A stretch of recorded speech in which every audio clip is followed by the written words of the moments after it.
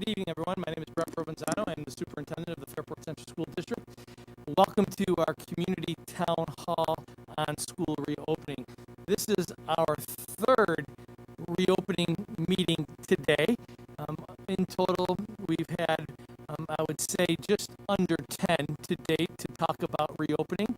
We've been talking about it periodically throughout our closure. As we've received guidance and understanding of how we're progressing, we continue to work our process, and I'm really proud of the efforts and collaboration. Tonight, this forum is once again hosted by our PTA. They've been tremendous advocates and have had a strong voice in this process, and they've certainly left their imprint on making sure that we are providing our students the very best experiences. We are waiting for some Zoomers to come into our session this evening.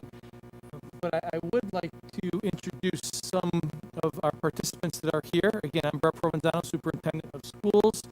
We have Dr. Julie Lenhard, who's zooming in right now. She's our medical director. We have Colleen Cole, who is our new nurse facilitator, who can speak to the health and safety protocols as well. Dr. Stephen Cook, who works for the University of Rochester Medical Center, who serves as a pediatrician, and he also serves as a member of the State Department of Health, providing insights in that realm. We do have board members who have been part of our process throughout our entire quarantine and closure. With me here tonight, I have Tim Sliz, who serves as our vice president, and Joyce Kostick will probably be coming in very soon through the Zoom invite as well. Again, our Board of Education has high expectations in all types of circumstances, and certainly has not diminished. And their voice is seen throughout our process here as well. Thank you very much. I also have some principals. I have Meredith Cluse, who is an elementary principal at Brooks Hill School, who will be representing colleagues tonight. We have Mr. Dominic Monticelli, who is the 9th grade acting principal at Minerva DeLand. How am I doing here, guys? Okay, so I'll keep going. I have Mr. David Dunn, who is the principal at Martha Brown School. Thank you for coming, Mr. Dunn. Mr. Pat Rowe, who is the principal at Johanna Perrin. And we have Mr. Robert Clark, who's the principal at Fairport High School.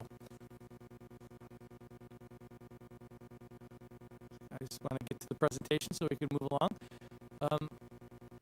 Today we had 2 sessions. We had educational programming focus areas. We talked about the hybrid model. We talked about the remote learning model.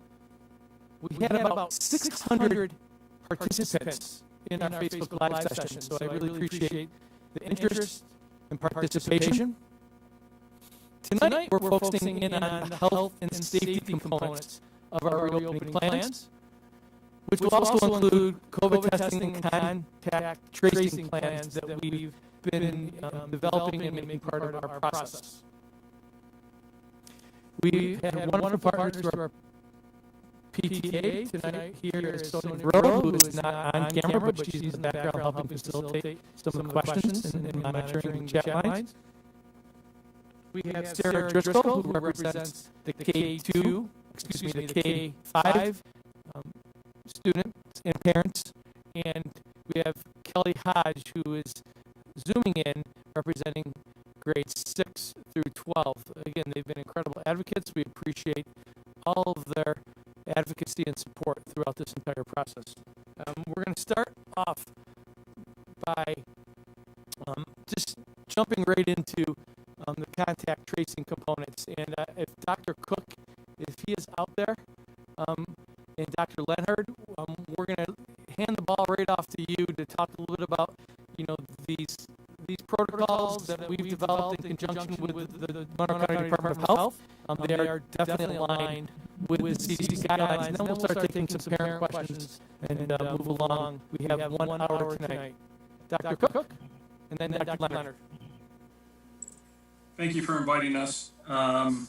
really appreciate the opportunity. I think it's obviously something that everyone wants to know, and it's something that is evolving. Right now, though, one of the important things to understand is that contact tracing and testing, when there's a positive case, is conducted by the county health department. The good thing in our region is that the primary care providers affiliated with both health systems, Rochester Regional and U of R, are working together in terms of what steps need to be taken for returning kids to school. But if the case is actually positive, it goes to the county directly, and they will work with the school and with the family to find out exactly when the case was at school and what needs to be done. And they will ask, what classrooms the child was in, how long were they there. If a child comes in first thing on a Monday morning with symptoms and is in the room a half hour, there's probably a good chance that not many people in the room will then need to be contacted about going into isolation or going into quarantine. So it's probably a good rule of thumb, if there's a positive case in a room, give it 24 to 48 hours for the next steps of what to do. And the county will be in touch with you if you need to be in quarantine or do testing. So that is a really important first step. Julie, is there anything you want to add? No, just that the school is obliged to provide the health department the information that they require to do contact tracing. So the school will not be doing the contact tracing, the health department will, but the school needs to provide what classroom was this child in, who was in the classroom with them, so that information we have to give to the health department.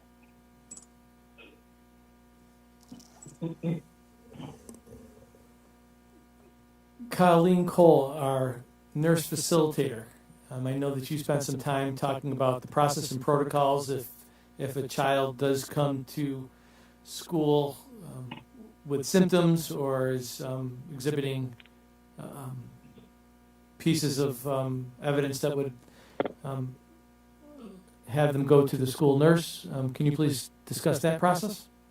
So the nurse will be evaluating the student, checking a history, potentially phoning a parent, and based on that interaction and assessment, the student will either be resting potentially in the health office, receiving medication if that's what's warranted, and that's whatever the situation is, if they have medication at school, or if there's concern about that their symptoms could look like COVID-19, then they would be escorted to an illness room where they will await their parent pickup. Parents will be notified either by the nurses or by administrators as needed, and parents will be requested to come promptly to pick their student up and take them home. And then what they will need to do at that time is follow up with their provider to determine the next step of action that they need to take. Yeah, it's really important that testing won't be occurring at schools. That's not part of any guidance or plan right now. Nurses won't be doing testing. That I've heard that question come up, and that's not really something that is even feasible. So, again, this is being in touch with your primary care provider, following steps they want to take in terms of evaluating the child. If they think the child needs to be tested right away, they may send you to a lab to do that first, but that'll be really, between you and your primary care provider. I would encourage family that if a child is sick in the morning, especially if they have fever, you don't send them to school. This is something where you have to really notify your primary care doctor right away. By sending them in and trying to risk getting a kid through the day, with some Motrin on board or something, really is going to create a huge set of headaches. At the same point, contact tracing and all these steps is only going to work best when everyone is participating in it, being accurate and truthful with what people, where people are, what symptoms you have, who you've been in contact with is extremely important. My wife was at a dentist last week, and a woman who was there earlier in the morning said no to all the screening questions they asked her, including travel. And then during her visit, she talked about how she was in South Carolina last week with family. So, I think that's just something that we are all in this together. And anytime someone does something like that, it sets us all back. So we got to really be on board. Thank you, Dr. Cook, Colleen Cole, and Dr. Leonard. Kelly Hodge, parent rep, or are we going to go with Sarah Driscoll? Are you going to be reading from here? Okay. Kelly. Okay. So just to piggyback on what was just said, because it was a question that just came in, is there a protocol if a pediatrician doesn't do testing, where they should go, or how they should proceed if a COVID test is warranted? Will their doctor direct them to a testing facility, or is there some other avenue that they can take? Yeah, this is definitely something the community is looking at. Some pediatric offices are looking at setting up testing at their office, but because of really a need to streamline this, perhaps it may evolve where you are sent to a lab directly, perhaps one of the urgent care centers, to do the testing, but pediatricians are interested in trying to provide this as convenient as possible. So there will be directions from your primary care doctor, and I guess the important thing to know is, as of now, this is what the plans are, this is what the current guidance from the state is, and it could change, and we actually might have the ability to test more, or we may not, but right now it'll be guided through your primary care doctor. It may occur, you may be directly sent to a lab to have a test done if they're not testing in the office.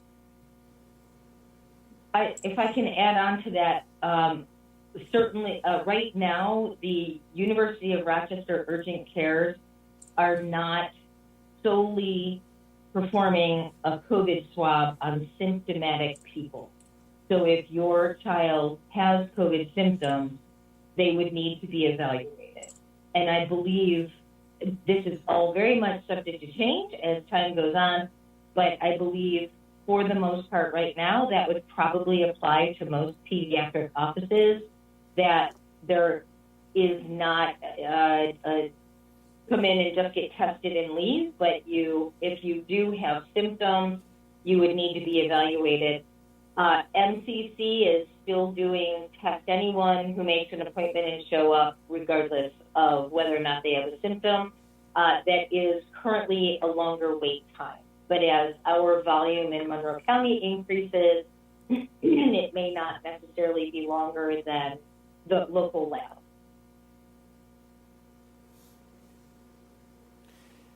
And all this information is on our website. We appreciate Dr. Leonard and Dr. Cook for sharing their firsthand experiences and how this will apply. If you would like to see and understand this more in depth, again, this is on our website, and we will continue to share this. And if there's updates, we will share accordingly. Okay, so then I guess I'll move on to a lot of questions that came up were if you could speak to protocols as far as temperature checks at school and why you're having parents do it at home, and if there is any requirement for teachers and staff regarding testing. I'll start off by saying that every employee, as they sign in, will have to take a health screening verifying their wellness. And I know that we're asking our families to share in this as well. They'll be asked to take a screening of their children and verify that as well. I will now let Colleen Cole, our nurse facilitator, to talk about this from her perspective, and I know that Dr. Leonard had some thoughts on this as well. Okay, so as Mr. Provenzano said, staff and parents should be completing that daily. So at this time, there's not going to be mass temperature checks at school because we've asked parents to provide that information.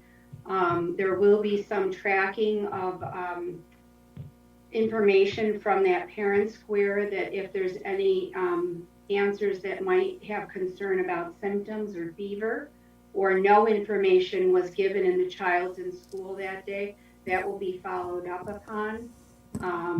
And as I said, if someone arrives to the health office, then we're going to be doing that screening at that time. Okay, and the other part of that too was if a child is sent home for COVID-like symptoms, is it going to be required that they get a test, or is it just going to be based on symptoms, whether or not they can return to school? So we have some guidance that is set up for that, and that is in this document here that is on the screen. So there's some specifics, whether there was a test done and there's a negative test result, whether there's a positive test result, and then Monroe County Department of Health gets in, or if they don't even go to their provider or have any testing done, there's specific guidance in this document as to what needs to be done. Okay, thank you. I'd like to just speak to if there's baseline allergies, seasonal, you get stuffy, eyes water. I know that there's conversations and thoughts around there from our medical professionals out there, in particular Dr. Leonard or Dr. Cook. Can you comment on that? So the way that the guidance stands right now from the state is any child with COVID symptoms needs a negative test to come back to school. There are multiple requests into the New York State Department of Health to come up with some possibly modified, better guidance on that. If your child has a chronic illness that could mimic some of the COVID symptoms, it would be probably in your best interest to have a conversation with their provider. If your child is congested all the time and is known to have significant allergies, that would probably be something that you would want the school nurse to know. But seasonal allergies don't cause fever or vomiting or diarrhea or things like that. So the nurses in the buildings are going to really have to take each case as it comes, as the parents are. Brand new onset congestion is probably a cold more than it is allergies. So it's challenging to come up with absolute protocols, but I don't foresee that there's really that many kids that have daily symptoms that really mimic COVID symptoms, such that we would get them confused with somebody who has brand new symptoms.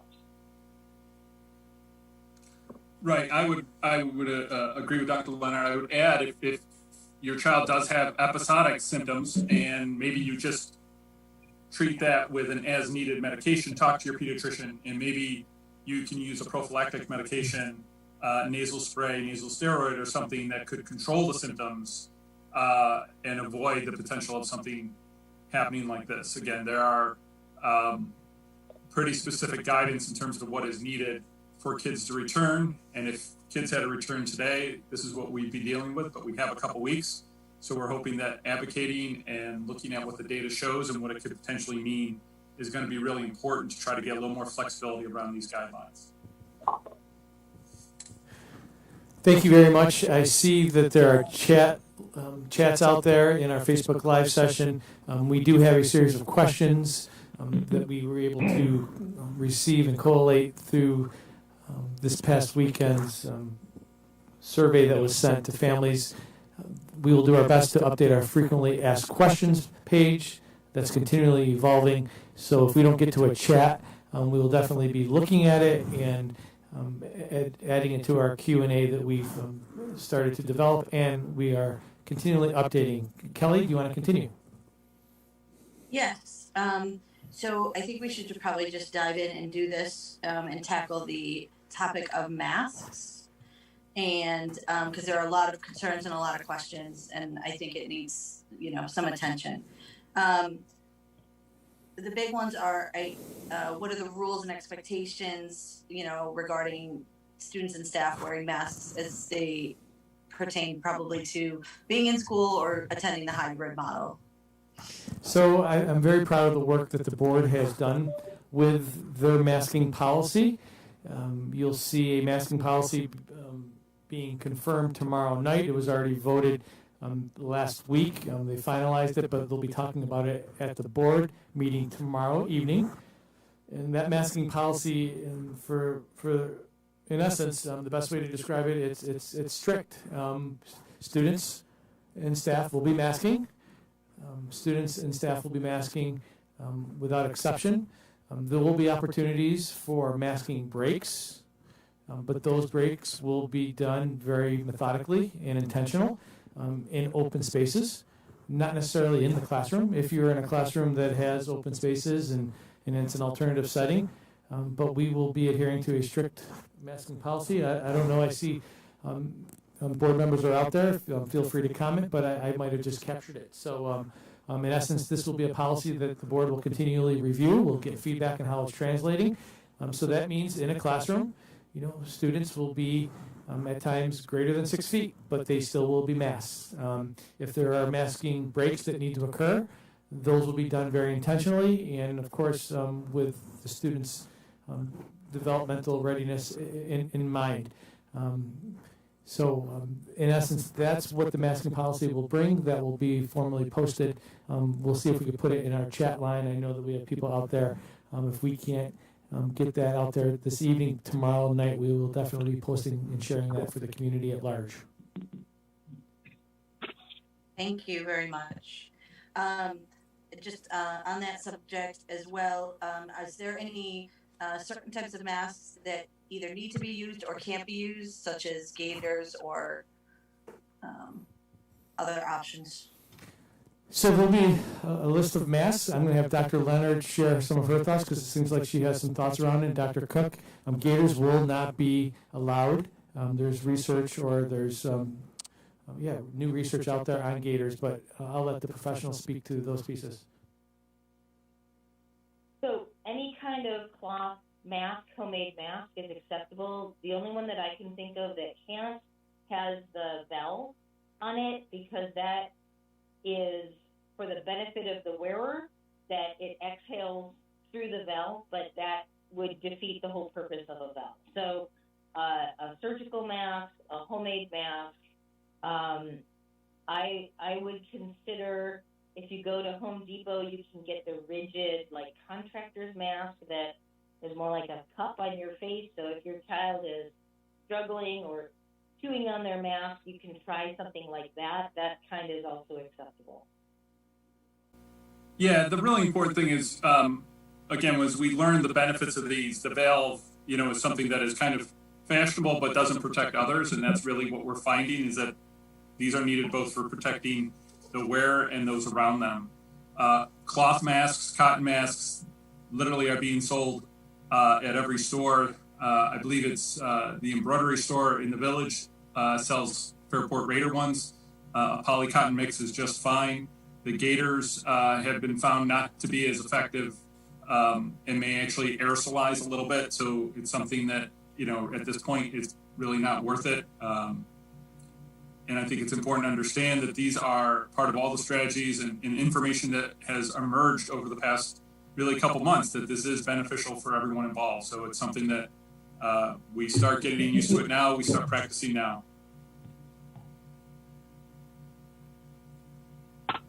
Hi all, this is Matt Stevens, the Assistant Superintendent for Business, and one of the things the district's been working on also is we've purchased some cloth masks, providing each staff member and each student with a cloth mask, as well as the medical masks that both Dr. Cook and Dr. Lenhart have mentioned as well. So in partnership also with Monroe County, there's been a great partner in assisting school districts across the county with supplying the surgical masks to the district, so we thank them as well.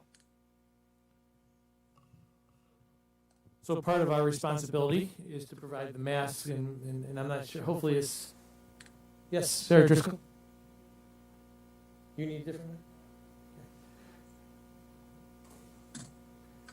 Next question. Thank you, Mr. Stevens. Okay, so I will move on to transportation. We have a lot of questions about that. And what like seating, spacing will look like on buses, cleaning protocols, if there will be bus monitors to help enforce. I'll start with those. Thank you very much for that question on transportation. We have Dr. Peter Lawrence, and I know the camera will be scrolling to Dr. Lawrence. He's coming to the podium to talk about transportation and the details surrounding transportation. Thank you. So regarding the seating for the school buses, we're looking at 1 student per seat. So essentially on a large bus, we're looking at 22 passengers per bus. There might be an exception if there's siblings that'll sit next to each other. Small buses are about 10 students per bus. And you had a bunch of questions, so if you could repeat your other question. Yeah, that's okay.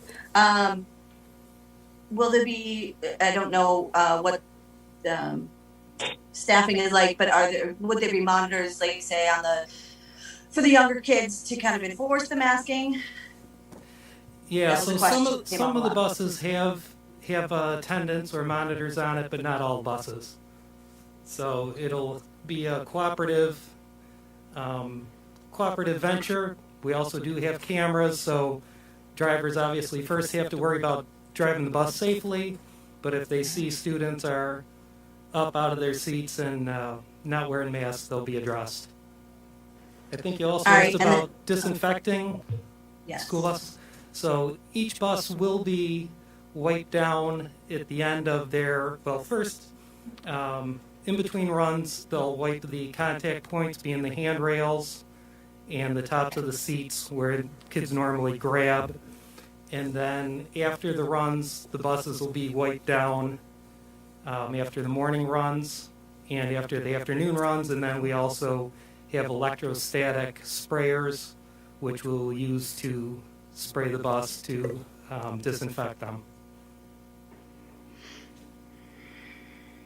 There was another question. It was specific to the urban suburban kids in busing, and if that's still going to obviously take place and how that would look. Yeah, the city is providing the buses for urban suburban, so that should be business as usual for our urban suburban students. Okay. And then the last question would be obviously that the bus drivers would be wearing masks as well, and anyone else on the bus would be wearing a mask. Yep, masks for drivers, attendants, and students. So everyone's required to wear a mask. And is there anything you would like to touch base on regarding transportation that parents should know? Well, just that it's gonna be a unique year for sure. So obviously, we've got many parents that are going to drive to school and drop off their children. So we really need to work cooperatively. I know the schools are doing a great job of trying to schedule some separation between the buses and the parents that are dropping off or picking up. But we need to also use caution in the school zones to make sure that we're looking out for kids that may be walking or riding their bicycles to school. So patience in the school zone is definitely appreciated. And I have one more question for you before you go. Is there a possibility that there may be more than one bus going to a neighborhood or more than one bus for a route depending on cohort size? So it's going to depend. Obviously, we've got less buses, or I shouldn't say less buses. We've got less people riding, so we've also have the routes where the buses are transporting generally the same students. Washing their hands before they eat, washing them after is really important. The sanitizing protocols that schools have to use are pretty specific and laid out, and I know Mr. Smith is very well aware of kind of where the restrictions are. I think this is going to be just one of the new things that we get into a regular habit of doing as part of the day. And, you know, I'm at work, we're in the office all day, Dr. Lenhart is, and we're wearing masks, we're washing hands in and out of the room, sanitizing in and out of the room, and going to, you know, down the hall and stuff. So because we've been doing it, it's become such a habit and routine. That's what we're doing, and we're used to it. And I think, like anything, if we just try to be consistent with it, kids are going to pick up on the habit and routine just as easily as everyone else.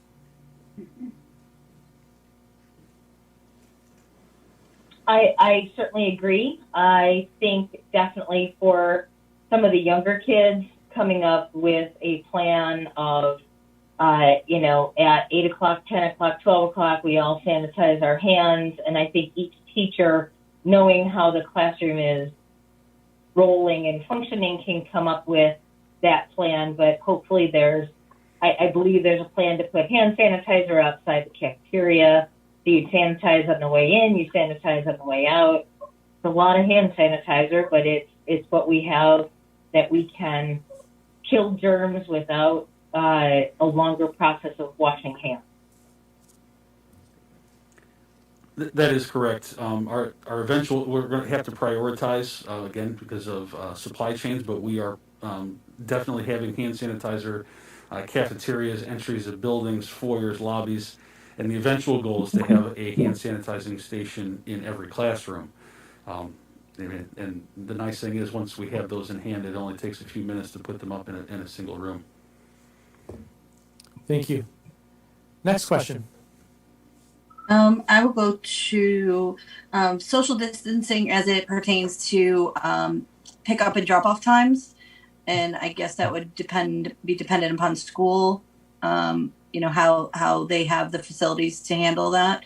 You know, how kids will be spaced. That seems to be a big concern with a lot of parents.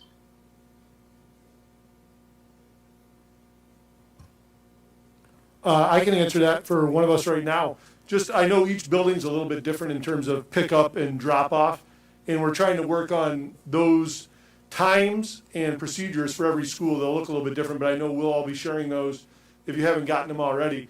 JP, for instance, you know, we're going to be working with Dr. Lawrence and trying to find out our best route. We know we're going to have more parents dropping students off than in the past, so we're trying to make sure we're allotting for not those large groupings, like Kelly just said, to be standing around waiting for a ride or something like that. It's going to be much more organized and rigid than in the past, and we are definitely going to need parents' help on that when we're talking about what kind of things we have in place.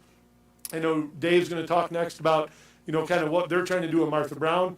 When we list our rules out, we do need help from parents.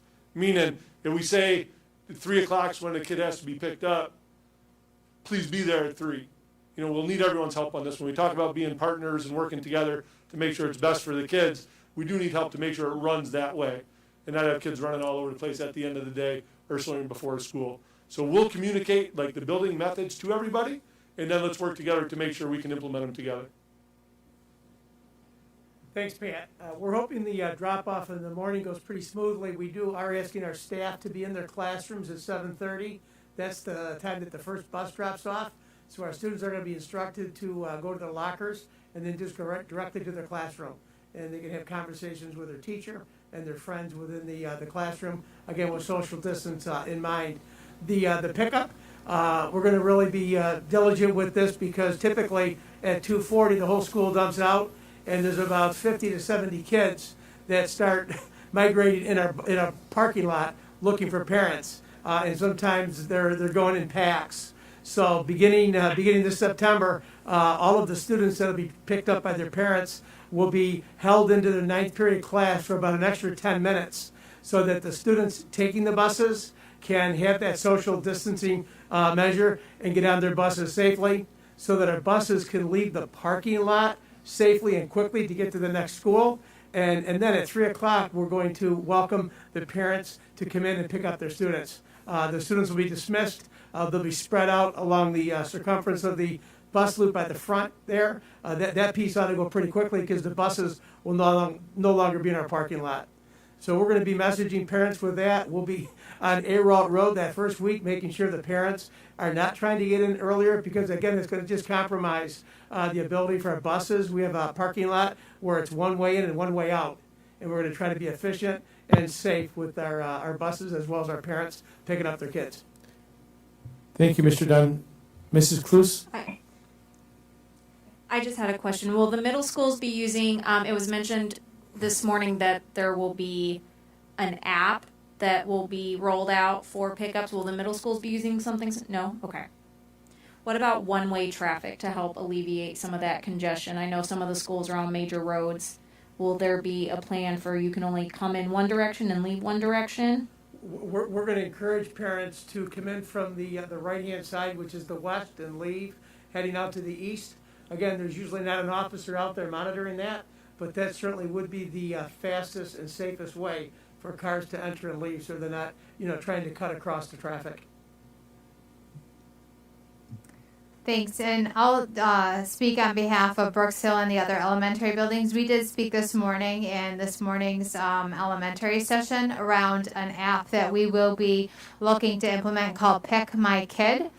And the idea behind that is that when you're within a certain GPS distance, your phone will be able to register with our system so that you can pause as you enter our premise and let the system know that you're there. And then you will stay in a car line for the elementary students, and your child will be brought down to the area where you'll be reunited. And as your car gets to that point, then we'll pass off your child to your car. We need to do that in a little bit of a more strict way than the middle schools and high schools do, because as you know from the elementary pickup process, it's a handoff, a one-to-one handoff. So that's our intention, and we are all working similarly to the way the middle schools just spoke to think about one-way traffic in and out. So for Brooks Hill, for example, a right-hand turn out of Brooks Hill will alleviate a great deal of congestion. Dudley and Northside, I'll speak on behalf of them. They will be working together to have one pickup spot so that siblings will be picked up from one building only, and they'll use that same app, and then the same is true for JA as well. One of the things that we're working on is working with transportation to find out for not JA, but Brooks Hill, Dudley, Northside. We have the last bus runs of the day, so we are waiting on a little bit more information and collaboration across our buildings to find out whether our pickups should go first or our buses.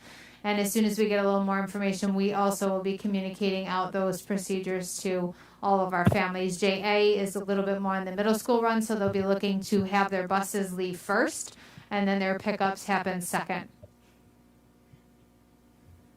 Can I ask a question on that, Meredith? This is Sarah Driscoll, K-5 rep. So a lot of parents will have grandparents pick up every once in a while, or a kid gets sick, a parent's stuck at work, so they have, another family member come pick up. Is there a way to identify through the app certain vehicles that are tagged or certain people that are still allowed to pick up like we would submit at the beginning of the year, and how is that identified? Yeah, the app actually is pretty comprehensive. It's used across the United States, so it's not something new. It's kind of a proven method. We've looked at several different apps, and with Tom Devitt and the technology department, this is the one we felt had the most capability to deal with some of those unique situations. So, for example, if your iPhone or your smartphone has died that day, when you get to the front entrance, not the front entrance of the building, but the first time you get into our actual space, there will be a person there basically acknowledging that you could acknowledge to them that I'm not able to use my phone, or I'm a grandparent and these are the families they need to pick up, and then we'll use a good old-fashioned walkie-talkie system over to the other group that can log them in, or that person right there on their device can actually log them in, and we can use a variety of district devices. So there are a million different ways that will work for all folks, whether they have the technology, whether they don't, whether it's a different pickup. It can work with carpooling. It definitely has all the bells and whistles. It's just a matter of getting it implemented and getting parents used to the procedures and going from there. But we're confident that in time, this might not only be, a nice piece for this year, but in the future as well.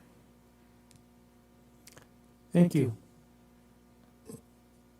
And so can I just ask a question too about walkers? So should there be an assumption that there'll be some kind of outline for walkers when they leave, when they're dismissed, where they go in? Kelly, I can speak for elementary. That is true. So what we're basically doing, obviously, is separating our walkers from our bus riders from our pickups, and separating those areas quite drastically, and then having different procedures. So, for example, we might call walkers rather than all at once. We might call them alphabetically because they typically walk as siblings, have them come down, sign out, and then walk out, knowing that some families walk with other families. Obviously, they can catch up with each other if that's what the parents prefer, but really looking to streamline the procedures we use so that it's a slow drip of students out of the building rather than en masse bell rings and everybody goes out the door. And I can't speak for middle and high school, but I think that's what we're all trying to do, is to give space and time in between students as they're exiting in any form, whether it's bus. A good example with the buses is at Brooks Hill and in other buildings, we have the kids all come out and stay in lines by bus number. And instead of that occurring, what we'll be doing is kind of going back to the good old-fashioned bus calling, where we're calling a bus at a time so that we have minimal numbers of students moving across the hallways at a time. And if you think about it, we're talking about half the school being in there, or slightly less than half with the virtual opt-out. So we're working on those procedures, and we'll communicate them as soon as we're able. At the middle school at Martha Brown, we don't really have a lot of walkers. We really transport most of our kids or the parents. I worry about the unofficial walkers on a real warm day. You know, you get 8 to 10 kids thinking they're going to be taking the bus. All of a sudden, one student says, "Hey, how about if we go to our house?" I mean, these are things that middle school kids put together pretty spontaneously.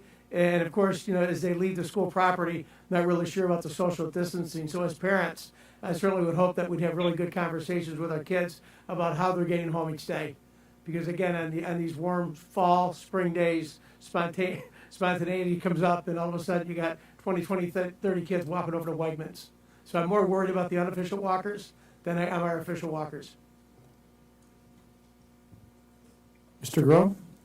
Yeah, similar to what Meredith had said, we'll be working with our kids about finding a way, if we know they're walking, going out a certain door of the building so they can start their walk home, whether it's towards the village or the other way. And we want to make sure, just like you said, we're trying to lower those density of the kids just hanging out in front of the building. So if they're walking, we're going to tell them to get moving, get walking. If they're on their bikes, get on their bikes and move. Just like we'll be separating the kids getting picked up by drivers and our bus students. If I could interject really quickly, going back to the drop-off conversation, I think it's really important for families to communicate to students, you know, the breakfast is a area that a lot of kids typically congregate in the morning. When they come into the building, at least the secondary level, they'll come into the building, see friends, stop into the cafeteria for breakfast, and hang out until class. So we're making the directive is you come in, your breakfast is grab and go, and you get to your first period classroom. So the teamwork approach is your teachers are going to be in their classrooms at Minerva DeLand, the secondary level by 7 a.m. So when the students are dropped off, they're directed to get their breakfast if they need it. If not, they're going to go directly to the classroom. So that'll be big to communicate as a team approach. We'll have staff members directing students, so just to mitigate the density in the mornings after the drop-off before our first period class. And I think it's important to recognize that this is the hybrid model. We are working at, half density. So we've are crowded as a rule, but we'll be half as crowded because of the hybrid approach. I'm going to ask Mr. Devitt to come forward to the podium and speak to us about Parent Square in 30 seconds and how that's coordinated or connected with the daily assurances that we're going to be asking families to complete, as well as our students. Parent Square, we found as a major request from the spring of a lot of parents were frustrated with not having a single place for emails. They're getting Google Classroom emails all over the place. So Parent Square was successfully used in Canandaigua as a central place for all posts from teachers, principals, and superintendents for parent communication. So you can log in and create an account, but it'll also send out emails to everybody and continually refresh to try to pull more people in.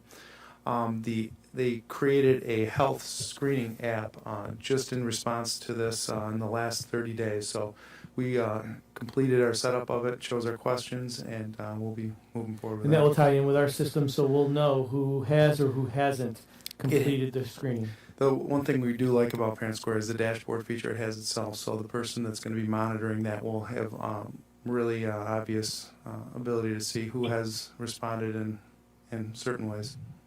And that will impact, I'm looking at Mrs. Cole, when we have families who have forgotten or omitted health screening will be looking to develop a process to follow up in a concise and efficient manner. I also know that we have Parent Square. There's all sorts of new tools of technology. We will be providing families with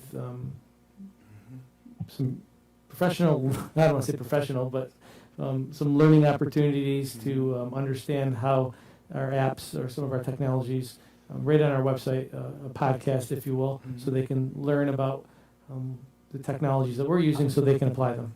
Yeah, we're definitely continuing to add to our library of help materials for parents.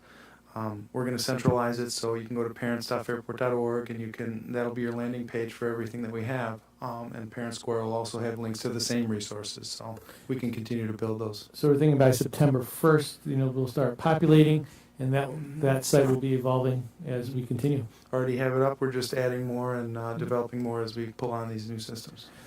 And I apologize for bobbing back to the walking scenarios. We know that the health and safety of our students is of utmost priority. Last week, and in fact, I was actually talking to Sam Farina, our chief of police, about their presence before school and after school in those critical high traffic areas. So I know that the town and also our village officials are very interested in being partners to facilitate the arrivals and departures for our walkers and for our transporters as well.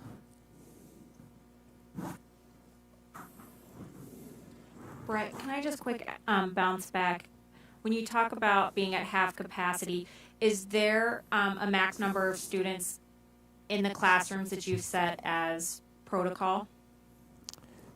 Thank you, Sarah. I'll defer to the principals as they're creating schedules and looking at the density of their classrooms and the size of their classrooms. I can take that for elementary.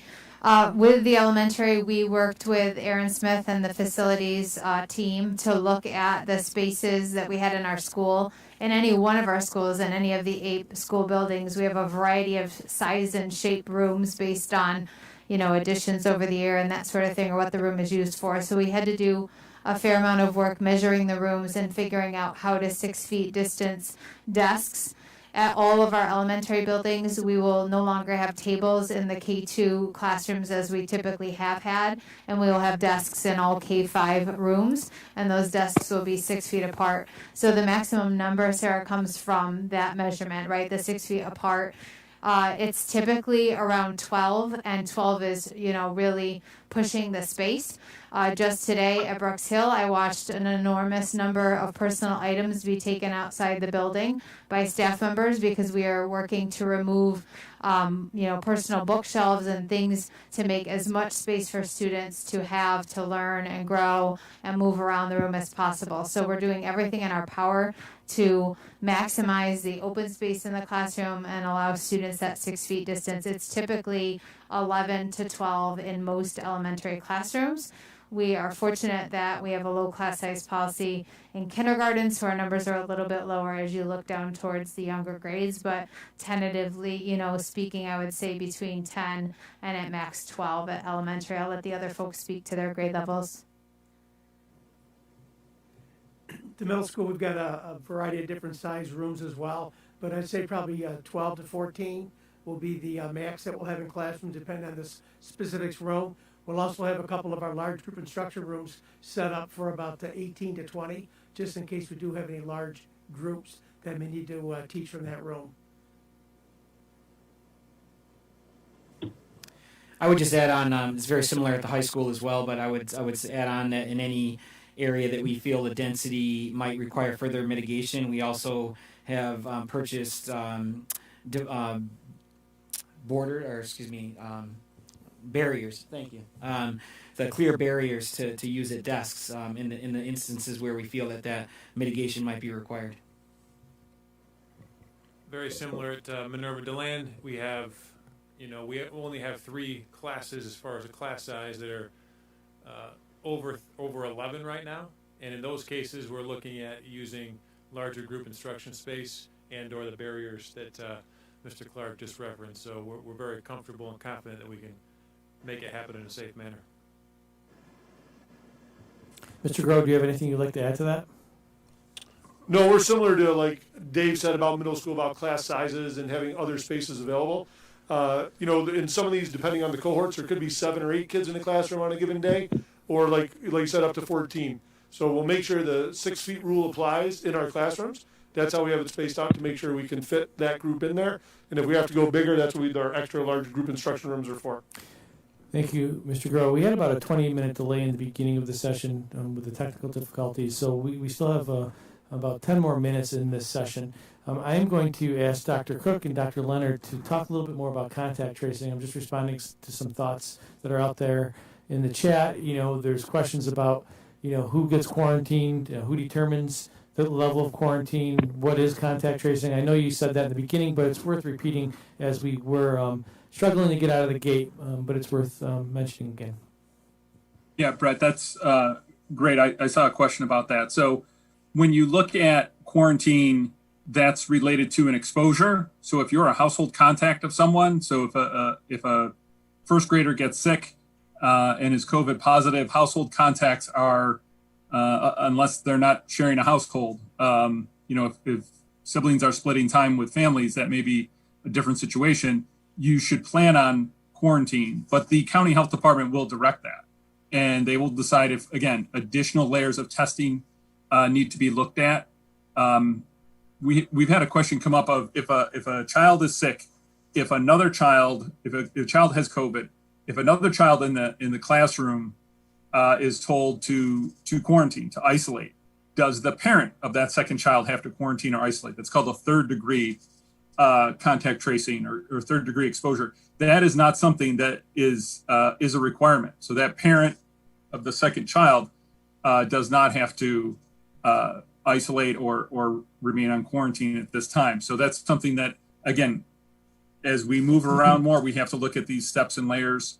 So it's really important to understand what the questions are, knowing that the county health department will investigate and call and needs as much information as you can provide of who, what, when, and where, so they can give the proper advice, both for you and your family of what to do, as well as the other families and other teachers and staff who may or may not have been exposed. One of the things that I wanted to point out is if someone comes back COVID positive, they have 10 calendar days out of school before they can return. If you are exposed to someone who's COVID positive, you are quarantined for 14 days. So yes, the person who actually has COVID has a shorter time out than the one who's exposed, and that's because there can be a 14-day incubation time frame, so you could become positive in any of those 14 days. So if the entire family is exposed to the aunt who has COVID, the entire family is on a 14-day don't leave the home quarantine. So these are guidelines developed by who? This is from the State Department of Health guidance and working with the county health departments in terms of the implementation. So it is something that it is what the guidelines are now. And as we have learned with COVID at the beginning, we were looking at different levels of exposure and isolation. So this is what we have for now. And it's really important that we have the capability to track and test and trace individuals and isolate. It's also important people's symptoms are improving, that they're fever free. It's not just a matter of a specific number of days. If someone is asymptomatic and they are told to be tested because of an exposure, but they never develop symptoms, it's 10 days from the test. If they have symptoms, it's 10 days from the symptoms. So it's important to follow directions that the county health department will be implementing. The helpful thing is with positive cases is going through essentially one protocol for the entire county, which will provide a lot of consistency for this. As far as communication, we'll be advised on our communication protocols as well. Obviously, we will not be disclosing individual names.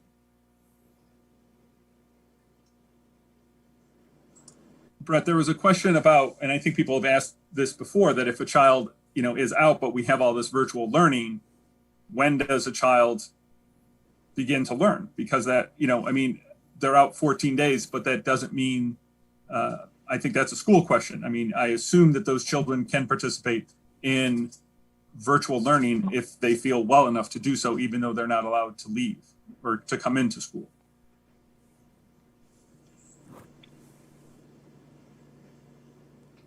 Mr. Clark? Yeah, I would just say, without getting into, it's so hard, with every situation is going to be really specific to that child, but in any instance that we have students that are out, we're going to be cooperating or, collaborating with the family. The teacher, the guidance counselor at the high school level, I would say, especially in a situation like this, where we would in the past maybe be arranging tutoring. Back then we weren't using virtual models to instruct, so I think it would serve everybody's purpose to set them up in a virtual setting because they could continue moving forward in instruction. And I think, again, you could count on us to collaborate with the parents and understand how long the absence is going to be for, and then set them up appropriately. So absolutely, we're all interested in keeping them on the same page and making sure that learning moves forward.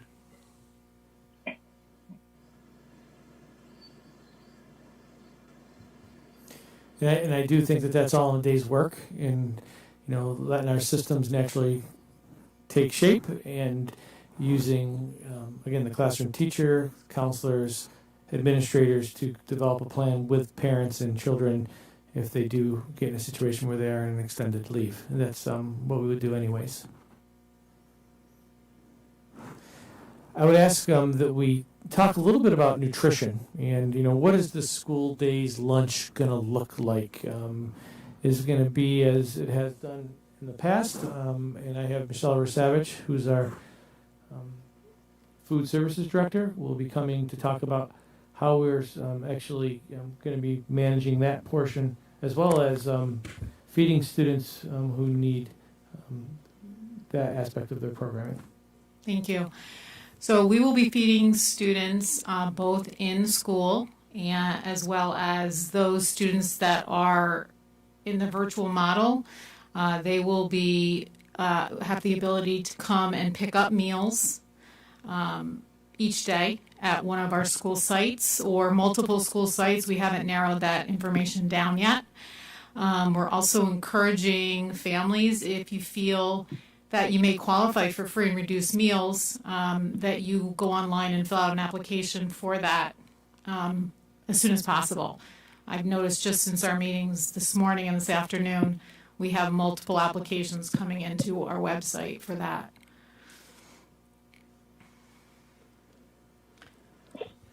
Thank you. Can I piggyback on that really quick? And can you just talk to possibly how lunches will be handled for kids who come through and get a hot lunch or, some other type of thing? Is that going to be handled any differently than it was in the past? So yeah, we're social distancing through the line as the students come through the serving area. And basically, there's not going to be a whole ton of choices. We'll have a few entree choices at all levels.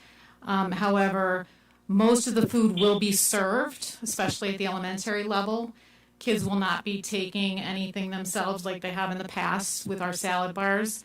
Most things will be cupped up or wrapped, placed on the tray. At the secondary level, they'll have more of an option to grab items, which again will be cupped or wrapped to put on their trays. But it will be a fairly quick service.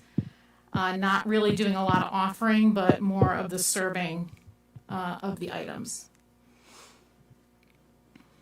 And just one other question that I saw pop up that maybe you can talk to. If kids are at daycare providers, are daycare providers able to pick up those lunches for kids who qualify? So at this point, meals will be classified as paid meals, reduced meals, or free meals. So we're working on a system of possibly pre-ordering those meals so that we know exactly who's coming to get those meals. And yes, we're basically going to use names in order to calculate or use a roster of some sort. They do have to be students that are enrolled in the district. So it's not open like it was in the spring of the year where all meals were free. It's just students that are actually enrolled in Fairport. Okay, thank you very much. Brett, there was a question about contacts, other individuals being positive. If there's someone in the home, if a parent is positive, it's likely everyone in the home would have to be put on quarantine. If for some reason they were not together for a period of time when the symptoms developed and the person was tested, then perhaps not. But that, again, that'll be directed by the county health department. So we know that this doesn't just have one degree of separation. There are multiple kids in a home. It relates to multiple schools as well as daycare settings. So this will be a challenge. It's not going to be easy. And that's why it's going to be really important to keep track of where kids are going. And honestly, the schools and the daycares are hugely helpful for this because they are tracking the kids. They know where they are when they arrive, when they leave.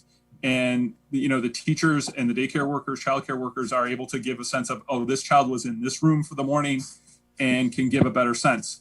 How quickly that information comes out, it's not clear. I would definitely not expect to find out if a kid, if your son or daughter's in a room and some kid was sick, you're probably not going to find out in 24 hours. It may be 48 hours. But I know that the contact tracing team has a protocol that they go through for this. And we're doing the best we can. The health systems are looking at trying to arrange ways to facilitate testing being done in a quicker manner if needed and trying to respond to that. So there are a lot of moving parts here. And we appreciate everyone having these questions because they are very informative of, what is the second layer of questions and thoughts that we need to have. Thank you. One more question, if there's a question out there. I have another question. Well, Sorry. Nope, go ahead. If a child is in the room where there's a possible COVID case and they've been asked to quarantine, does Fairport have their own protocol as far as siblings in that household or parents? I know we have so many families in the district where a parent is a teacher, there's siblings in other classrooms, other buildings. Do they all need to quarantine, or is it just the child that came in contact with the COVID case? So that would be if a child comes in contact with a COVID case, if the child is asymptomatic at this point, that's that third degree exposure that we're getting questions about. That does not appear to be a case. Now the county health department may ask that you isolate that child. So keep that child, away from everyone else in the family. They'll definitely be on quarantine for a period of time. But it does not translate to like the other siblings or the parents at this point. Thank you for asking that again. It's become one of the challenges of thinking through this and answering that. Is there a scenario, because the region is so large, right, where the Finger Lakes region, if it gets above 9%, is there a scenario where, let's say in Fairport and Perrington, cases spike and we have multiple cases across different buildings, that just the district would choose to close? So regional closing is based on the whole region. Individual buildings or school districts, actually most likely buildings, would be driven by discussion with the county health department and the school to look what's going on. Because if you have a smaller building with a few cases, but if there's a lot of mixing, and other than just using social distancing and masks, but everyone is freely congregating throughout the school, then that's a building that may have to close down sooner. There's no real hard number. People have asked, is it 5 per 100 cases or 5 cases per 100 individuals or something like that? And it's really tough to tell. So it'll depend on how the schools are isolating cases, how they are cohorting kids, how well that's working before they can determine it. So it's possible that a building may close, but not the rest of the district. But if there is a concern that the cases overall are rising in our region, and again, it's 9 counties, but if that overall rate is rising, then there is the potential concern at schools. I would imagine if we're seeing that bigger rise, though, we'd be seeing something in schools as well, too. You know, we have incredible partners with the county health department, and we appreciate and we'll be leaning on their expertise. And I know they're advocating as well for families, and we believe that that will help us weed through these questions, because the questions will continue. And that's one thing that is certain, that there's a lot more questions than there are answers, and it seems like and they're good questions, and it's for good reason as well. Dr. Leonard, did you want to weigh in on any of that, or do you feel uncomfortable with where we are? I agree with what Dr. Cook said. You know, if there is just Monroe County has a dramatic increase, I can see just Monroe County schools closing, or the same for Ontario County. And if bizarrely one school has 100 cases in a week, I can see the health department giving us some advice on perhaps just that one building. There was a question about masks. We do have enough masks for all of our students. Those who will be virtually and those who will be in school as well. I know Mr. Stevens wanted me to clarify that. Mrs. Hodge. I think I would just want to say that I know there's a lot of questions still floating around, and I really encourage parents to watch the previous videos if you missed them, and see if any of your questions possibly were answered, within that. I know it's a lot to weed through, and I know it's a lot of information, and it's still having, I know parents still have questions. We'll be updating. So I really encourage that. Yeah. And I really encourage that. And I know that you're going to be updating the facts page, and if maybe you can just talk to the slides that you had up and where parents can exactly find that, so that they can get even more information that they were asking for. Yeah. We have all this information online. And I just want to get to that. Mr. Provenzano, can I just interject something real quick? Please do. We've had a number of parents call building administrators in the last few days, and I think get a lot more clarity from a conversation, maybe than from reading a document. Sometimes the context is lost. So I would just, we've put in the chat a number of different times. If you have specific questions, you feel like things aren't being explained in this format, it might be the best thing to do is to pick up the phone and call a building administrator. We'd be happy to walk you through your son or daughter's situation, and I think that it would help people understand things a little bit better. I appreciate that outreach, and I think that's probably the best way to go. I also, again, here is the actual reopening website, reopening.fairport.org overview. Again, this presentation will be accessible on Facebook Live, as will our earlier sessions. Mrs. Driscoll, do you have any final thoughts? No, thank you. I agree with Kelly that as more information becomes available, we will update our PTA representatives in the buildings to communicate. And I know that, Brett, you've been great with communicating with parents and sending that information out. So just look for that. And if you have questions, I echo what Mr. Clark said. I know we have amazing administrators that are more than happy to talk to you about your child's plan, but also reach out to your PTA representatives, and we will try and help get the information to you as well. Amazing administrators, invested community partners like Dr. Leonard and Dr. Cook, amazing staff members who are interacting with these plans more and more each day and making them their own so we can give our students the very best. Our families and community base is second to none and resonates, and that is indicative of what we've seen in these community forums. One thing I do know, and I know, man, I feel weird saying this, but I'm beckoning 50, coming on 50, and one thing that I know, things will happen, right? Sort of just like how we started out this evening and we thought it was going to be a seamless effort, but there was some adversity, and we continued to work through it, just like we've been working through the whole quarantine over the past several months. And there'll be more moments like that, but do know one thing's for certain is the same resolve to fix it and problem solve and ask questions in the middle of it, and your patience and understanding helped us get through it. And I think, we had a seamless, hour, and I appreciate everyone's effort and patience. And again, I think that's just a mirror of what we've been experiencing the past several months and what we will continue to do. We will be together. We will continue to work together. Together, everyone achieves more. That's team. We will lean on each other. We will learn from each other. We will grow stronger. Thank you all. Thank you to our partners. Thank you to our parents. Thank you to our school members, families, administrators, and teachers alike as we move forward. Thank you to our Board of Education for being highly invested in making sure that our students and their experiences in our school remain exemplar. Thank you all, and have a good evening.